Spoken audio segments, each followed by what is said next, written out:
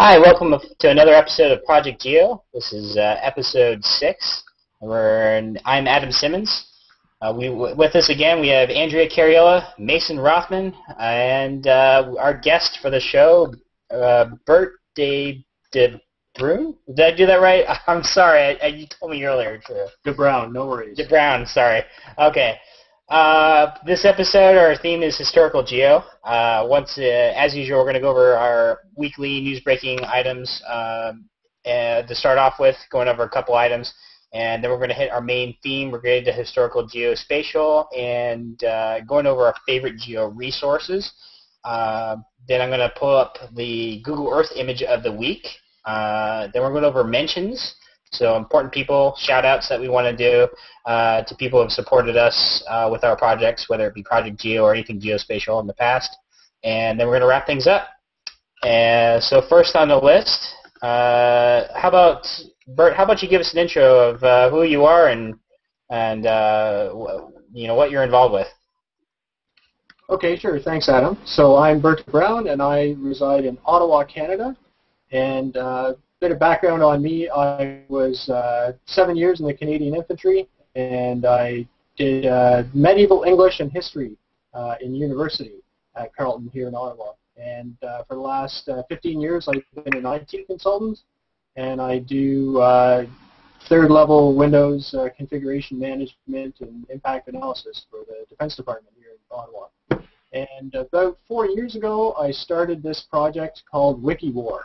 And the idea is to animate war history in Google Earth, and I started it pretty much because of some experiences that happened to me in the military, and also with a great book that I read when I was in the military, and that really said, you know what, I need to tell these types of stories.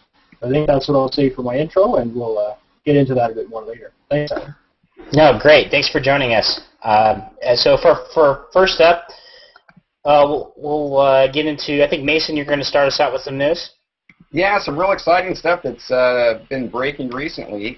Today, this came out on News Network Archaeology, that some possible new Egyptian pyramids were found using Google Earth of all things. So what they did was, we had a person here that was using Google Earth and browsing around Egypt, and kind of like an armchair photo interpreter or analyst, was looking at this, and next thing you know, they found the correct dimensions, etc., for possible pyramids.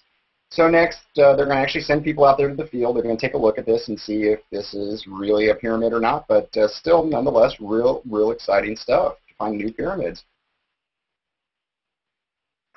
No, awesome. Does it has the exact locations of geocoordinates so we can check them out in the article? Let me see exactly where they're at here. I think they did. Yeah, they mentioned it on, if you go to the bottom link of that article I sent, it's at GoogleEarthAnomalies.com, and it's got all the information for it right there. Yeah, reading real quick, I don't want to touch on this as a news item too long, but reading through it myself, she has a large repository of Google Earth anomalies that she's collected over 10 years, I think, on imagery. And I think that's pretty impressive. So let's see. I'll make a note, and I keep on forgetting to say this earlier, but every link that we have in the show that we mentioned, we'll post into the Google Events, our events invite description, so everybody can take a look. And so join our event, and you can see all the notes that we have for the episode. I think you have another one on the list, Mason, right?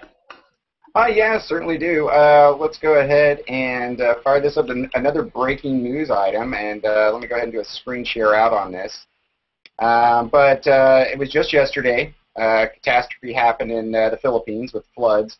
And once again, Google steps in. This was Google Maps that set this up. And can you see my screen right now? Yeah. Okay, excellent. So you can say whether I'm looking for someone or I have information about someone. And you can actually go over and see at that point, this is kind of what it looks like. It'll tell you all the hotlines, etc. to call.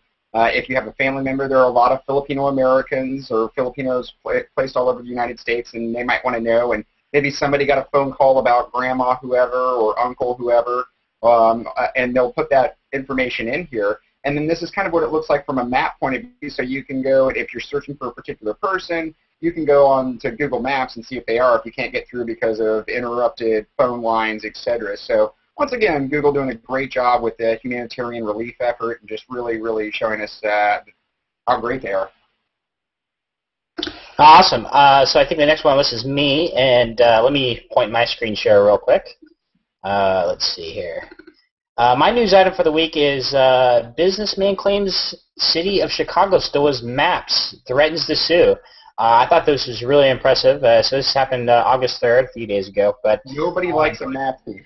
No, and apparently Chicago is pretty shady. If you look at the difference between the two maps, you can see right away there's some color differences and style differences, but at the polygons themselves is what this man is focusing on. Maybe because over the course of a decade or so, he did a neighborhood study, ethnicities, and drew the actual neighborhood boundaries over time, did all that research.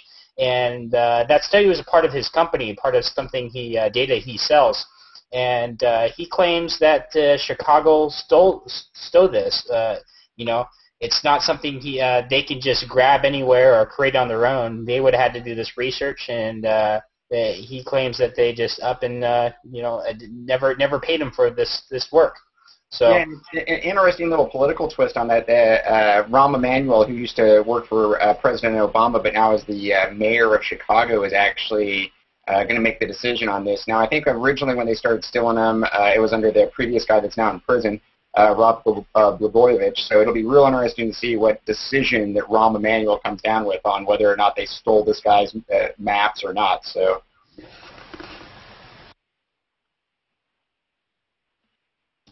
Adam, you're muted. Yep, it'd be interesting to see how this turns out. I'm going to be watching this a little bit more, so hopefully we'll have some. I'm going to try and see some feedback here in a future episode, see what goes on with this. I think this is kind of fascinating, especially on the government level. Andrea, I think you're next. Excellent. I have just a few things. The first one is what I think kind of fun, so let me share that over.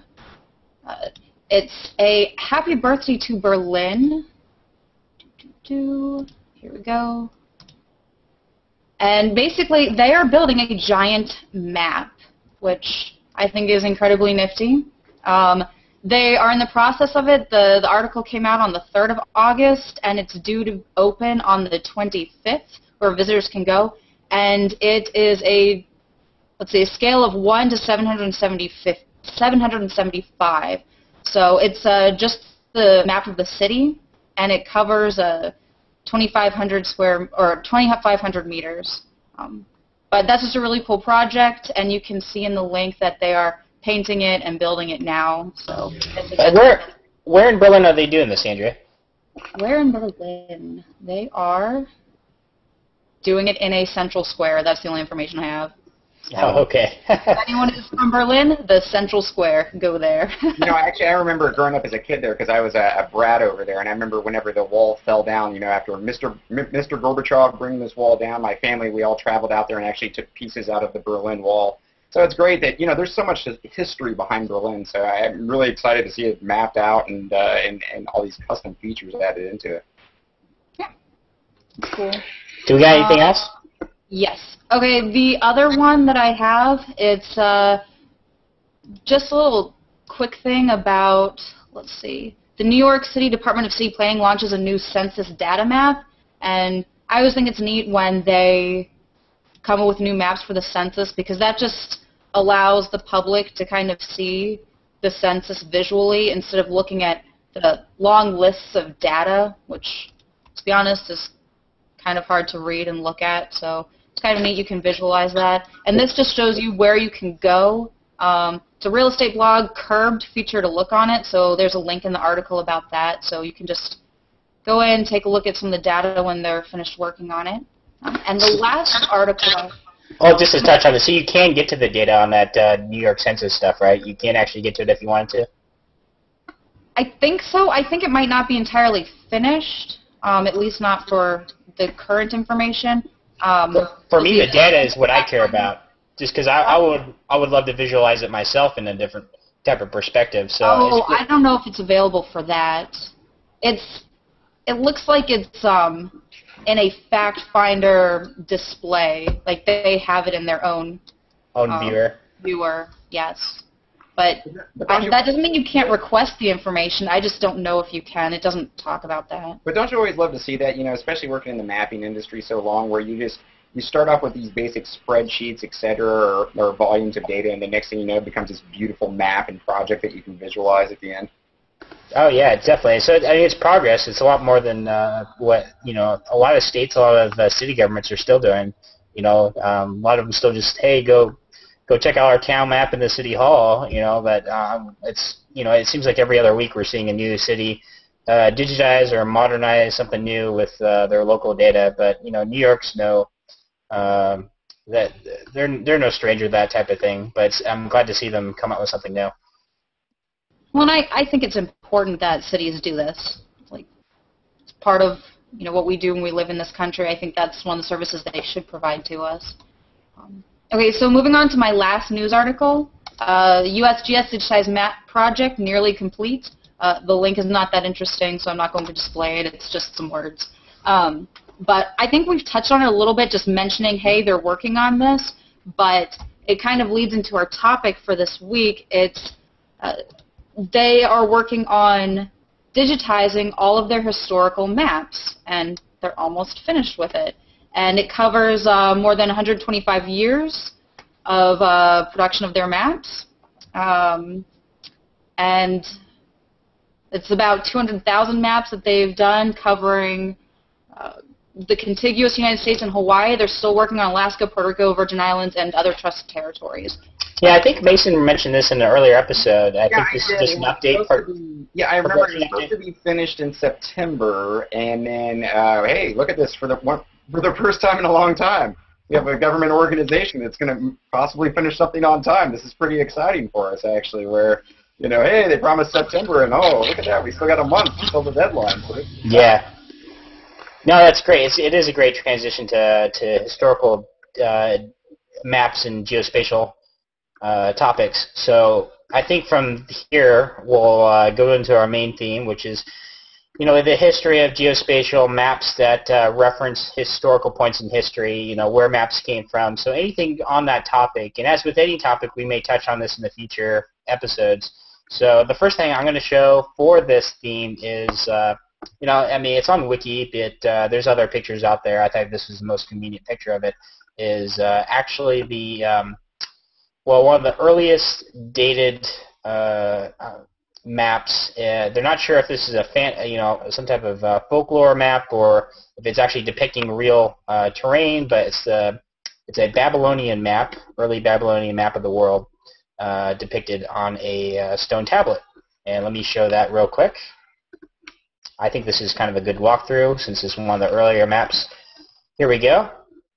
As you can see, the map is supposed to depict some islands around the local area. You can see as you zoom down here, a Wiki article I think is pretty extensive. You can go down to some of the source documents to look at in detail, but you see they mark off some of the labels on the map and translate it into what some of it means between swamp, islands, city, etc. So did they give a year on this, Adam, or no? This was in is it 2,000 years? Nope, 5th century BC. Wow. Yeah, 5th century BC. So it's early. I was reading on a lot earlier maps that exist out there between cave paintings and all that, but this is one of the most well-kept, how do I describe it?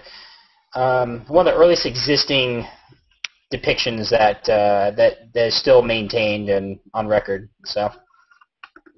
Yeah, definitely a great piece of preserved history. Love it. Okay, from there, let's see, going on the list here, actually. I think I have something. I also wanted to go into, it's skipping a little bit, but I wanted to talk about a good resource to find some maps. And I just found this website. It doesn't have a whole lot of data, but I was browsing around looking for historical maps the other day, and I found this is a really awesome. I love interactive maps, so stuff that I can manipulate and watch. So I'm looking at the Online Learning Center right now for McGraw-Hill. Like I said, it's real simple, not really that impressive, but I go to, like to say, the Alexander the Great Empire and watching it. It's Let's see if this comes up or not. Might have to re-screen share or something. Hold on. Here we go. And it shows his empire. I can press the play button here, and it shows, as it's going through here, all the different battles he goes through. And you can actually hover over or click on each one of these to kind of get the name of the battle. I actually wish you can get more details, but it shows the whole path and the extent of his empire. I really like this. It's simplistic. It shows the basic points. I can see a lot more happening with it if they really want to expand on it, but this list of maps on the website is great just for learning and a quick overview of whatever you're doing.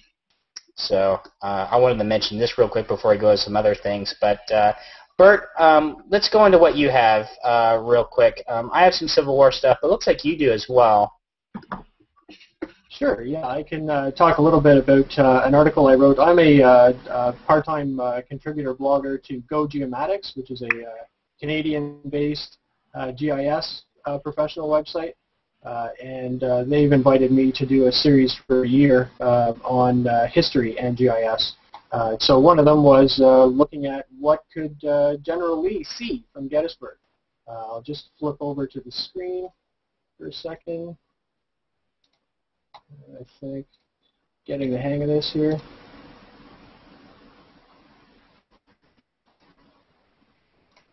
There we go. So you're able to see that okay? Yeah, it's coming in great. Okay, perfect. So this all comes from a book, which is called, I believe that one is from the Placing History book, which is an Esri production, which is a fabulous book with all kinds of different articles and essays on how people are using GIS in history.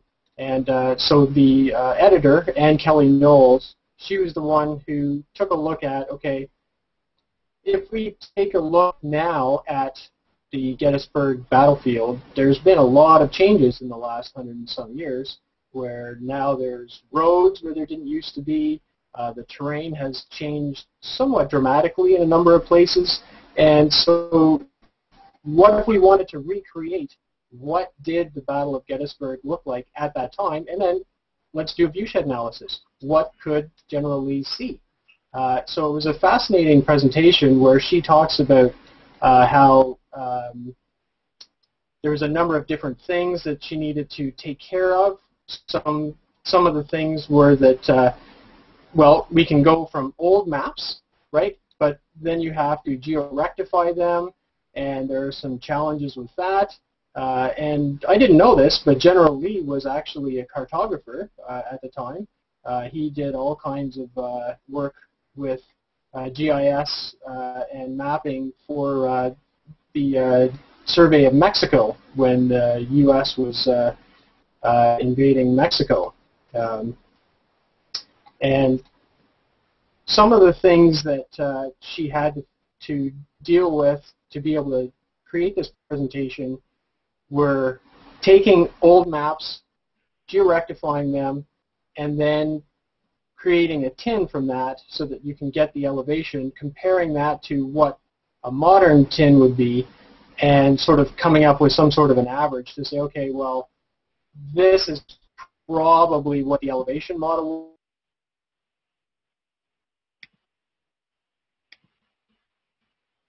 Can you still hear me? I think, does anybody still hear me still? I can hear you. Yeah, we can. Okay. And now we can look at it. Okay, there you go.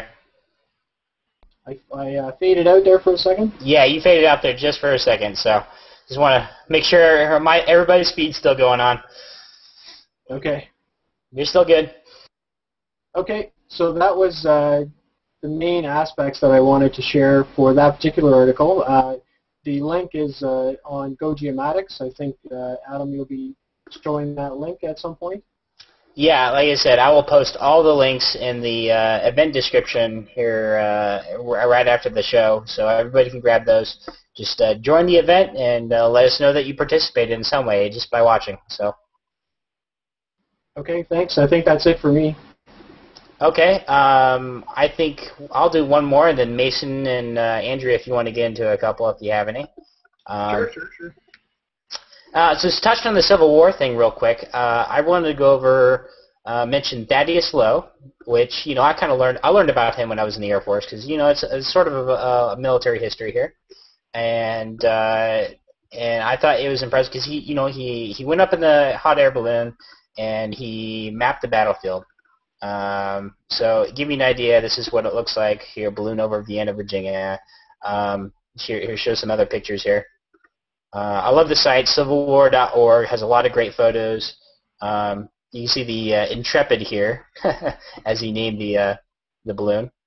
And I believe there's a picture somewhere over here of a map he made. Here we go, of Richmond.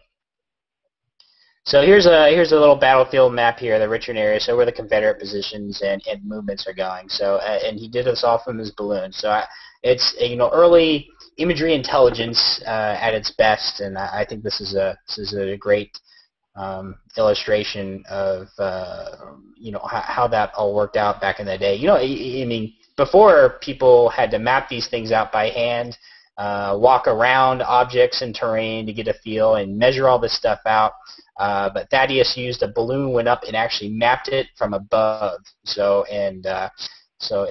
going from one of the first aerial examples of imagery, and now we have satellite images and aerial images and all kinds of crazy instruments and data. So it's he really was a pioneer. So okay, that's it for this part. So let's go in order here. Andrea, I think let's go with you. You got anything? Yes, I have two things. One, well, they both focus on just kind of resources to find historical maps, and I'm going to screen share. This is a nifty map searching tool, and by all means, it's not inclusive of every historical map out there, but it's still pretty cool, and I'll kind of go through the demo of it a little bit. But it's called Old Maps Online, and if you look down at the bottom, it's powered by JISC, University of Portsmouth, and Cloakin Technologies. But this actually reminds me of something we did a couple weeks ago. Mason showed us WikiHood. So if you tuned in for that episode, it's set up kind of like that. But if you look here, we can see the whole world view, and you can zoom in either with the scroll or the plus or minus. Up top, there is a search bar for years, so you can actually adjust what time period you want to look at. And on the right-hand side, it shows the maps available for the portion you're viewing on the overhead map and the time period that you've selected. So then you can scroll down on the side and just kind of browse the maps you want to look at. So I'm going to go ahead and zoom in on just an area, and you can see the box changes, and then on the right-hand side, the availability of maps changes, getting to more of a narrow area. So I think that's really neat. If you want to look at a particular area, look at it through time and see what maps of that time we're showing. So it's not an interactive map, but it's an interactive search. It's kind of a cool way to search for different types of maps. And is this I think or no? Looking at the site, I'll go ahead, Mason. Sorry. Is this worldwide or no? Yes. Oh, yep. Excellent. It's worldwide. You can zoom into any part of the world. You can look at an entire world view. You can zoom into any parts of the world. Here, let me scroll out and zoom into something else. And who provides this exactly? This is actually powered by, this particular way of searching is Cloakin Technologies. Okay. It's a map rank search that they use. That's the technology. The origin of all the maps, it's a joint production between JISC, which I'm not familiar with that company, the University of Portsmouth, and then Cloakin Technologies is the one that does the map rank search. That's their technology that allows it to search in this manner. Excellent. Yeah, I've looked at this site before, and I know one of the feeds they look into, and it's actually a big service, is the Rumsey Historical Maps, which is one of the layers in Google Earth as well. So I know they feed into this website too, or at least the website actually feeds Rumsey's maps into this. So I'll leave Rumsey Historical Maps for a different day because they're a topic unto itself. But it definitely is a fitting, so you should check them out as well as the service Andrea just mentioned. So that's awesome. Mason. Yeah, do you want me to go ahead and up the Civil War app or no? Yeah, that's perfect. Since we haven't quite moved away from the Civil War, that's fitting. I want to get around to it. So I'm going to try to do this with the least amount of glare possible, but and this is kind of the unfortunate part. History Channel is behind this, and everybody should be familiar with the History Channel on TV. But they're behind this app, and it used to be when it first came out $12.99. Right now it's $2.99, but it's only iPad. They don't make it for Android. They don't make it for iPhone. It's only iPad that you can use this on. But if you have an iPad, like a lot of people around the world do, this is a really, really cool app, and you can go through each day of the Civil War at the bottom. It has the dates, but this is the newspaper for that day of all the things that happened, and they actually took real clips from newspapers, etc., and kind of went from there.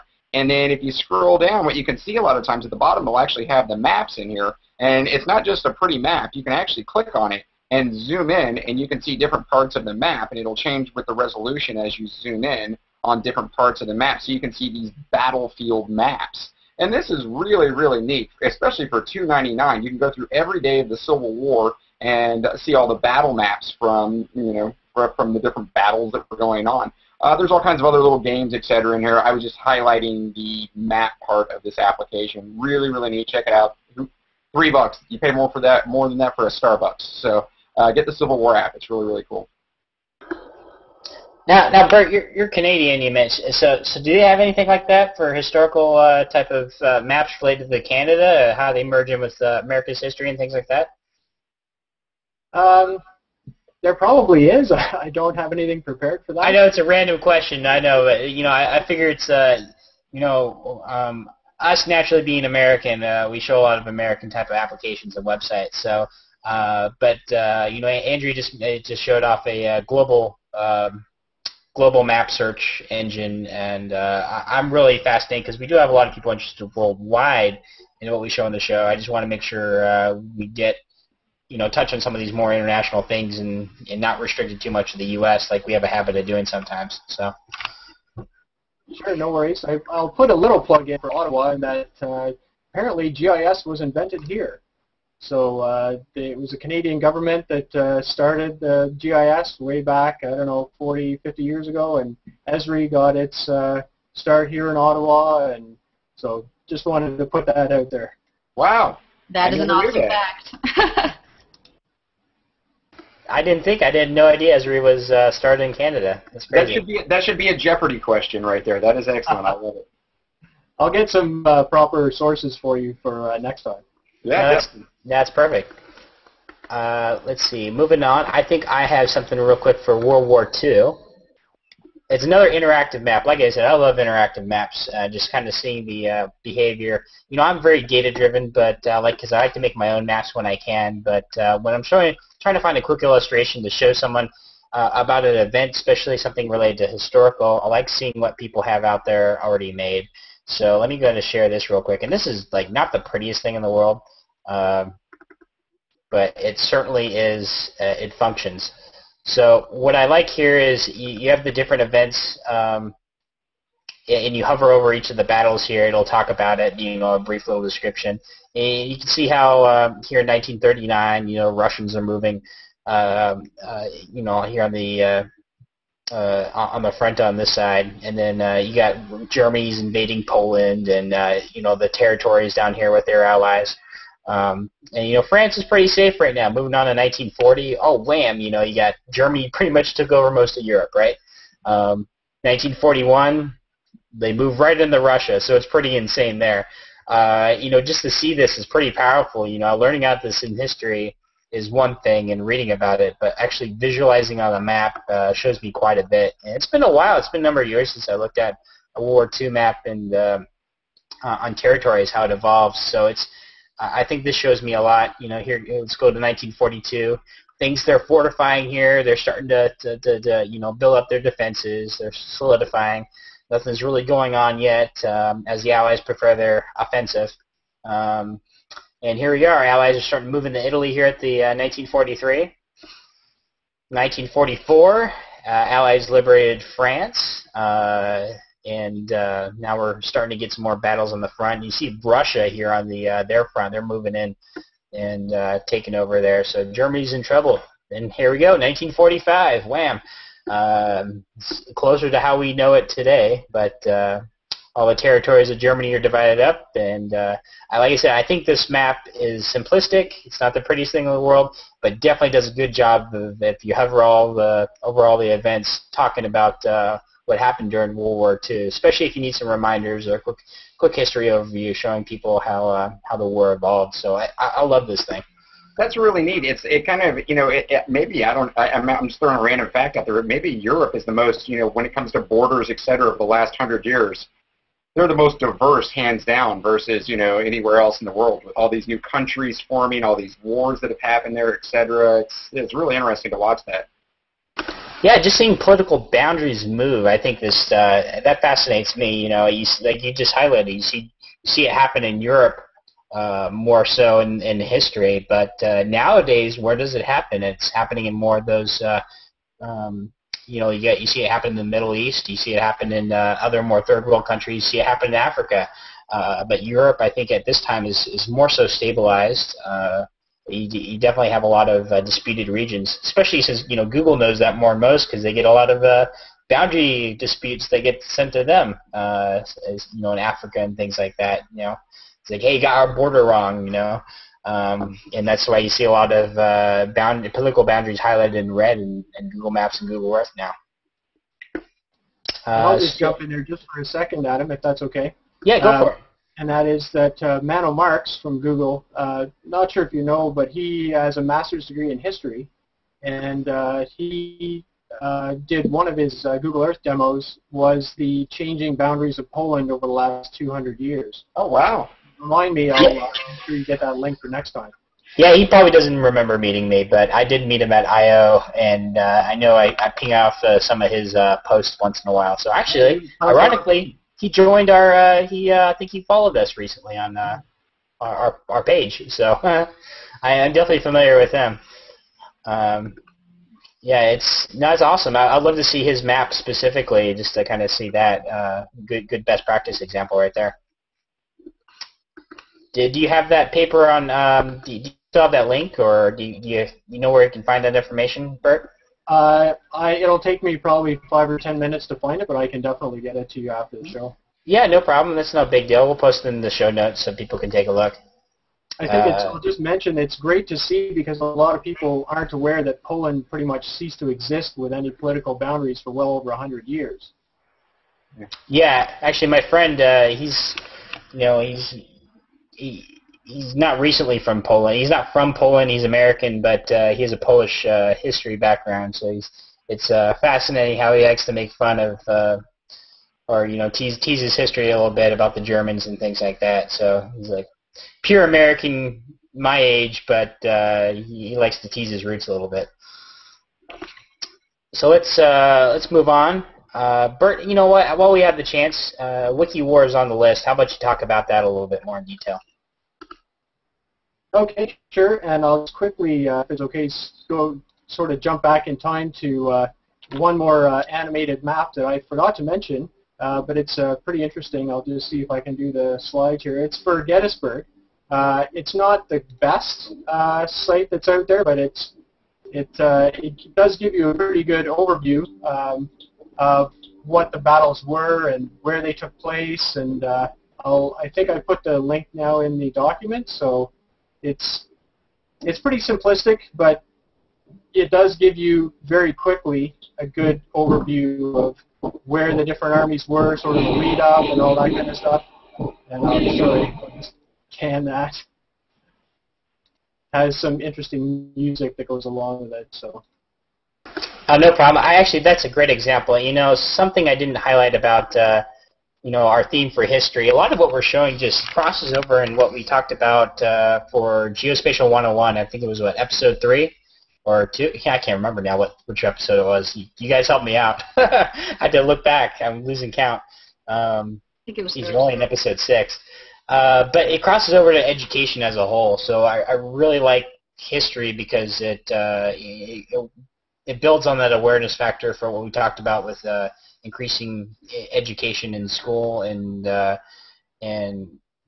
just building things up that way. So this has history has a lot of other aspects besides tracking just trends in time and political boundaries, but teaching people about the world. Let's see here. I think we have. How about help me out here, Andrea? I think do you have anything? I have one more thing. It's pretty quick. It's a follow-up to the USGS project that we've mentioned before and that I talked about in the news. There's a website. Let me screen share that. But it is, I don't think it's all-inclusive to everything that they have, because what I had read is that they've pretty much mapped out the continental U.S., and this is, of course, all U.S. since it's the USGS, but it's this historical.mytopo.com, and these are historic USGS topographic maps. So they're not all the historic maps, but they're historical topographic maps. For those of you who don't know, topographic maps show through contour lines elevation differences, just by the way. But you can see, you can click on different kinds of maps. And this is basically a resource where you can select different maps. So this is a quad listing. It gives dates. This is a town list, so this is particular for Virginia, so you can select maps by town. And then this is neat. It's an image map, so you can click on these grid squares and then download a map based on that. And so then this is, I chose a Hampton, Virginia quadrangle, and you can download these maps. So that project we were talking about that the USGS was working on, that's one of the places you can find data from it. So there you go. Okay. Mason, how about you do yours, and I'll touch on one more, and then we'll start to wrap things up with some of our references. Sure. So I came onto one particular interesting website this week, and I'll go ahead and bring up screen share 1 second. And it's called GeoTeach.com. And so, of course, you have to have the Google Earth plugin. Is this showing up in the screen share fairly well as well, guys? Yeah, that's amazing, actually. It's coming in really good. So I'll go ahead and zoom in, zoom out, you know, just like you do with the Google Earth plugin. And what you can do is you can do the basic layers, so you bring down the layers, boundaries, navigations, etc. But let's get to the goodies here. And hey, so Mason, just do us a favor real quick and slow down on showing some of the layers and moving around. Okay. Hangout needs time to catch up. No problem. So choose an Earth, you bring it up, and you can have you can have physical geography, human geography, historical maps, or the CIA's fact book. Since this is based on historical this episode, I'm going to go ahead and click on that. And what you can do is you can choose any of these historic maps along this time. So Andrea, this is very similar to what you were showing before. But at the same time, you know, I'm staying with the thing, but you could go back to human geography, which shows, you know, people, economy, population density, human development, etc. Or you can go into physical geography and show, you know, NOAA data, topographic, plate tectonics, etc. But we'll go into historic maps and see how this works out. But we'll go ahead and hit 1786. And then I'm slowly but surely seeing it come across my screen. But here you can kind of see it on my screen. And you can zoom in, and you know the data will change as you zoom in, etc. But it's really neat to be able to see this, you know, these historical maps overlaid on the Google Earth plugin, and whatever other layers you want laid on top of it. So when I saw this, I thought, oh, this is really cool. I like this take on it. And plus, it's just kind of a sexy site too. You know, once you see one of those really nice, sexy sites on that has the Google Earth plugin, etc. You kind of like it, and so that was one of them for me. Was, you know, I really like, you know, the Earth look beyond your borders, and all the other stuff that's included with it. So yeah, that's my little share for the week there for a pretty cool application that's online. I really like that. One of my favorite parts about digitized, you know, geospatial GIS more than just maps is that you can overlay and compare the data, and that's really cool about that application because you can compare it. Whereas some of these others where, yeah, it's great, you can have a historical map show, oh, well, that's nice, you can see it, you can see that history, but then you just kind of have to internalize it, compare it. That tool, you can visualize it with Google Earth, and that's really cool. Yeah, really, really good job on the, whoever did the JavaScript on it. I didn't do research on it, but that's a really, really nice website they set up.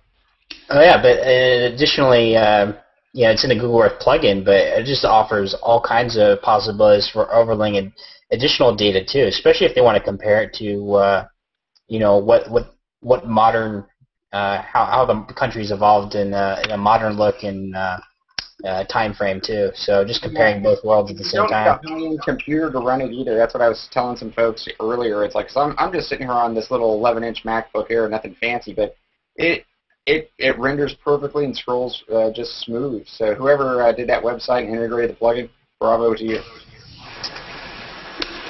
Hey, Bert, for Wiki War, you mentioned you use the KML service, but so the plugin, do you take advantage of that as well? We'd love to use the plugin, but unfortunately it doesn't handle timestamp KML very well. So we pretty much have to use Google Earth to do that. I'll just jump in a little bit here. I kind of skipped over Wiki War, the project itself. So at the beginning I had mentioned that I had some experiences in the military, and also specifically I had read a book when I was in the military, and it really sort of spun my head. I didn't quite understand why I was just learning about this thing called the Russian Front. Specifically, the book was The Tigers Are Burning, and that was a book about the largest land-air battle of all time, the Battle of Kursk. And I'd been in the infantry for probably 5 years at this point, and I was like, how come I'm just learning about this now? I mean, most of my upbringing had been that pretty much if it hadn't have been for the Americans and the Normandy landings, then we'd all be speaking German right now. And it was reading this book that it really opened my eyes to the fact that, you know, Russia had a pretty darn big impact on World War II. And I thought, you know, there's got to be a way to explain this easily. And, of course, the technology didn't really exist at the time. And over the years, though, I kept chewing on that and wondering, okay, how can I really be able to tell that story about the whole Russian participation? And that sort of ballooned from there. And I thought, okay, well, instead of just doing the Russian front, maybe we can do all of World War II. And then it sort of ballooned from there. It's like, well, okay, well, why stop there? Why not do World War I? Why not do Vietnam? Why not do the U.S. Civil War? Why not do the Napoleonic Wars? And then really, you know, it's just one piece of data at a time. Why not just animate all of war history? So sort of a big vision, and it's been 3 or 4 years in development so far, almost ready for public trials. But I do have a website that's up now, so that you can at least check it out. I'll spin over, still trying to figure out the screen share stuff. I think there you should be able to see it. So it does give a pretty good overview of the project, and there is a 2-minute overview video that explains what we're trying to accomplish. All the data is going to be crowdsourced, but it all starts with primary source documents where possible. So that could be scans of war diaries, that could be enlistment records. We do also take excerpts from books and from even Wikipedia articles, but we're really trying to go source documents. And I do so you take I'm sorry to interrupt, but just real quick question. So you take personal accounts from people as well, so folks who've been in wars and just want to pass their knowledge on before they pass themselves too, right? Yes, and also people that maybe their grandparents or whatever you have passed on, and now they've got a big box of pictures or diaries or something up in the attic, and they know it's valuable to someone, and they just wonder what to do with it. I was talking to one woman outside of London in the UK, and she's got pictures of her father standing with Winston Churchill, and these are pictures that no one's ever seen before, but he was in the army, and so she's saying, how can I, complete these? And so our platform is going to enable her to geotag them, and hopefully we'll be able to track down which unit he served in and sort of build the project up from the ground up so people can get the context of these items. But yeah, definitely putting in pictures and diaries and things like that is a big part of the project. Yeah, that's awesome. That actually highlights a project that I'm working on right now with my grandfather, trying to get him to. He has thousands of slides, thousands, because he was in he joined the Air Force right when they were still in the Army. I think it was 1947, and so he was right after World. He was too young to join for World War II, just barely too young, and but he was in Vietnam and Korean War, and he has a big history in there. But so we're trying to get him to. Actually, I'm trying to get him to put all of his information. I got a Google Plus page put together for his, trying to get him to record and update all of his pictures and things like that. But I mean, his personal history aside, but it sounds like I really need to talk to you more about putting his military history into what you got and record his journey. So yeah, we're definitely trying to gather as many accounts like that as we can, and that's part of why this project has been in development so long. The original demo we were doing, I'll actually just flip over to it. It's the German airborne invasion of Crete in 1941. And it's just the first 48 hours, and I'm not quite sure how well it's going to show up with this, but we'll give it a try and just see what happens. And it's just a very, so you guys are seeing this okay? Yeah. yeah, it looks good. So there's Crete, and specifically we're just focusing on the area of the Malmedy airfield. So you can see these are all New Zealanders and Aussies that are occupying this part of the island. The only thing I'll say, Bert, real quick, is just kind of slow down movements a little bit so that the Hangout can catch up. Oh, okay. Maybe it's really not well suited for the I meetup. see it just perfectly on my end. I don't know Okay. if it's a connection speed thing. I see it fine, Bert. Go ahead and speak. Okay. So pretty much you can.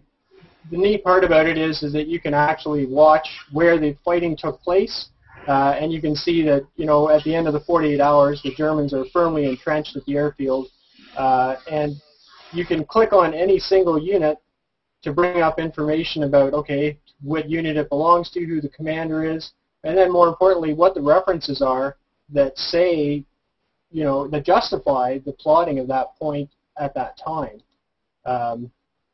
It's a lot better, of course, when you're able to actually open it up in Google Earth and take a look at it that way. I'll just flip back over Do you also list the personnel related to that unit if you have that knowledge?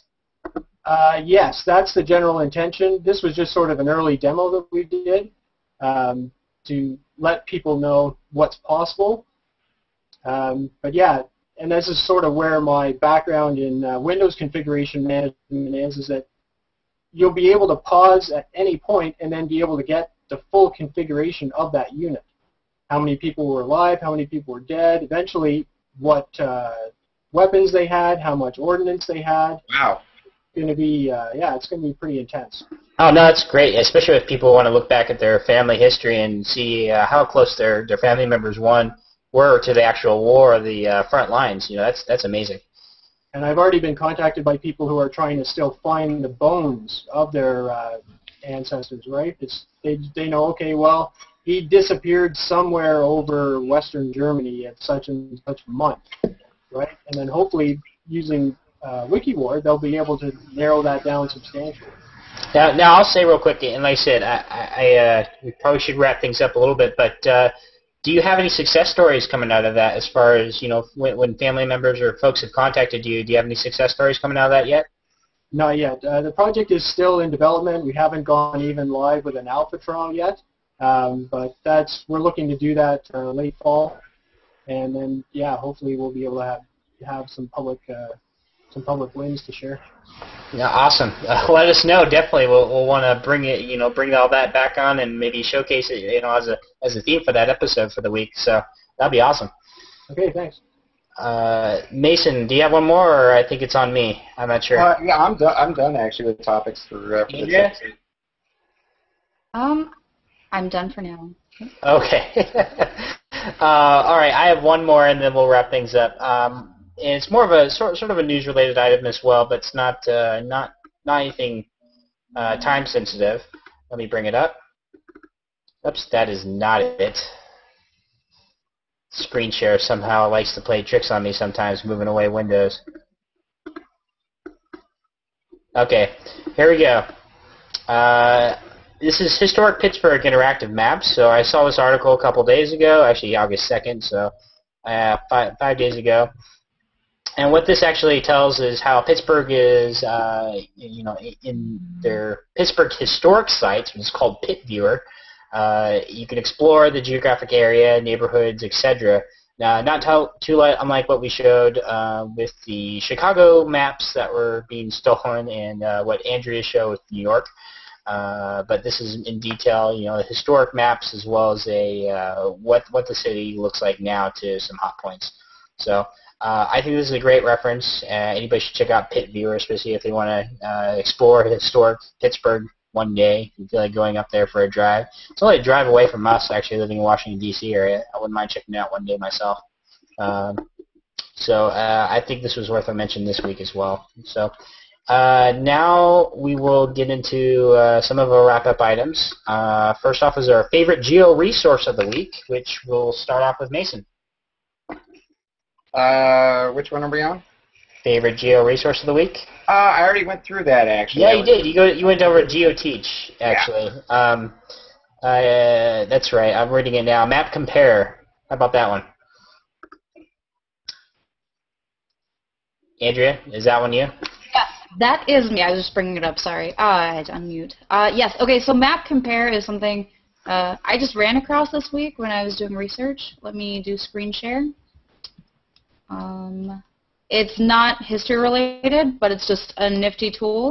As you can see, you've got quad squares. You have, I don't think you can do more, but basically you just choose different map types, just whatever, for an area. So like right here I'm looking at Berlin, and like over here on the top right, or I'm sorry, the top left, you've got a Google map or a Nokia terrain. Bottom left, you've got Google Maps. So you can just it just provides different map resources, limited for what they provide, so MapQuest, Nokia, Yahoo, Yandex, Google, OSM. So there are a few different companies, I guess the larger ones, but you can kind of compare to see what these different, or at least the way I would see it, and I'm sure there are lots of uses for it, is what these different companies provide for you and how they compare to each other. So I just thought that was nifty. That's all. Cool. Does that, in my opinion. I mean, it's a comparison tool, so it needs to do that. Okay, and let's see. I'm going to do another screen share real quick and bring up, let's see, my Geo Feature of the week. Once again, it's not historically related, but I'll mention Circle Count, Google Plus's social feature that you can bring in. Actually visualize your followers on a map. I really love this.